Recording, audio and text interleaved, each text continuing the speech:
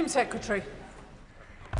Well, Madam Deputy Speaker, I suppose I should start by saying I'm pleased to see that the Leader of the Opposition let the Shadow Home Secretary have a go today. He seems rather overly concerned about my personal future. May I suggest that he should worry about his own and that of his party? And one good way to secure the potential future of the Conservative Party would maybe start with an open and honest acknowledgement of their track record in government. Yeah. Dare I say it? Maybe even an apology for messing up the system so badly in the first place. I have to say, given their current track record, they barely have the right to ask questions, let alone propose solutions.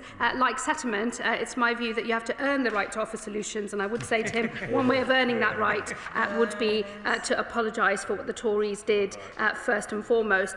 He asked a specific question in relation to when these changes will come into effect. It's a 12-week consultation. It will end in the middle of February, and we would anticipate making changes and to begin the phase-out of those changes once adopted from April 2026 of next year. As he knows, the immigration rules usually change twice a year, every year, and that is when we would begin to start making some of those changes. Some potential changes would require technical fixes and solutions that may take a little longer, but the intention is to start from April of next year. He made the point on the qualifying threshold around £12,000. He will note that that's the national insurance contributions threshold that we have used, and that is specifically because that is one of the quickest ways to establish whether somebody is in work or not.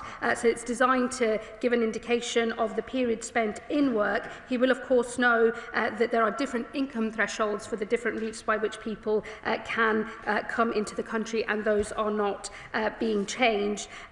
He made a valid point on ensuring that the new system, as we develop it, mustn't have any loopholes. I will, of course, be very alive to that. And as we discussed at length in the House on Monday, there is a relationship between some types of visa overstaying and, of course, coming straight into the asylum system as well. And I'm very alive to those risks, and we will do everything we can to shut that down. This will be, in the end, a whole package of reforms across both the illegal migration system and dealing with asylum, as well as legal migration, to clamp down on abuse and retain public confidence in running a migration system overall and in the asylum system in particular. And what can I say on the CAP? I mean, the CAP has had a long life in the Conservative Party, and I would just gently say they never managed it in 14 years themselves. I don't think we're going to be pursuing that failure now. Dame Meg Hillier. Thank you, Madam Deputy Speaker, and I applaud my right honourable friend on many points, not least debunking the idea that a cap is going to solve anything or is even achievable.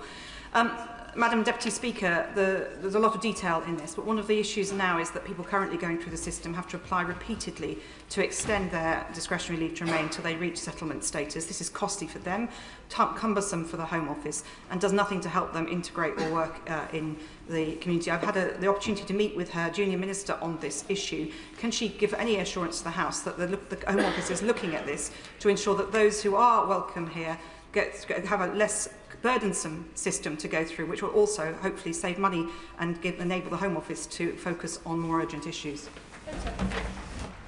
Well, my right honourable friend brings a huge amount of personal experience to this discussion, having been a minister herself and with a very august track record as a select committee chairwoman. So I will always take very seriously any suggestions that she makes, and I will discuss with my ministerial team the detail of some of what she suggests. I think our principled position is it is right that people pay fees for visa extensions. It is right that we move from a 5-year to a 10-year period, a qualifying period for settlement. We're not consulting on whether we move from 5 years to 10 years. That is already decided policy. What is set out in the consultation are some of the other questions that sit underneath that. But I would happily discuss with her, because I know she has big experience in this area, Home Office capacity and how we build a system that can work effectively, not only in terms of being delivered by the state, but providing certainty for the people that ultimately do want to make their lives in this country.